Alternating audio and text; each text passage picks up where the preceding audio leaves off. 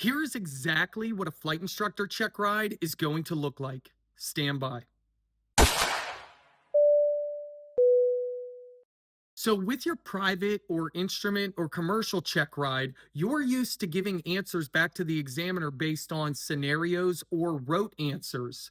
You may expect a little bit of that on your flight instructor check ride, but generally speaking, the ground portion is going to be you teaching that same exact material back to the examiner. One thing I think that's important to note is just because you're taking your flight instructor check ride doesn't mean you have to have some crazy advanced knowledge of aerodynamics or an advanced knowledge of weather or other subject areas. You just need to have the same knowledge that you had as a commercial pilot. Really, if you think about it, you already hold the commercial pilot certificate. You've proven yourself on the ground, knowledge, and the flight portion. You just now have to effectively teach it.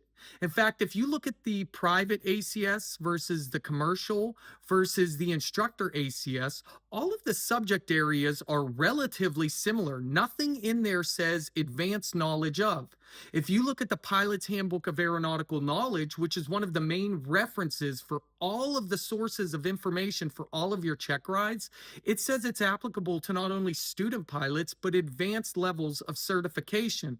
So again, you may have knowledge from a random advanced aerodynamics book or advanced weather book, and that may be great and helpful and supplemental to your answers and teaching, but it's not expected.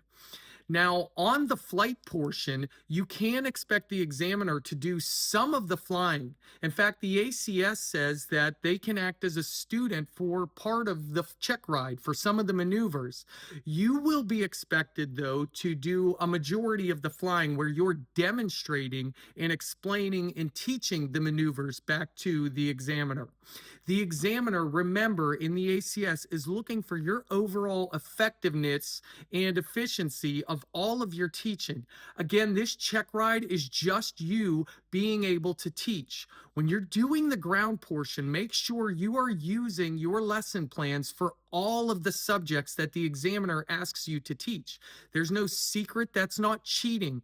They want to see that you are organized, that you are effectively teaching, that you're not going to teach a student with information off the top of your head. They want to make sure that you are covering all of the areas.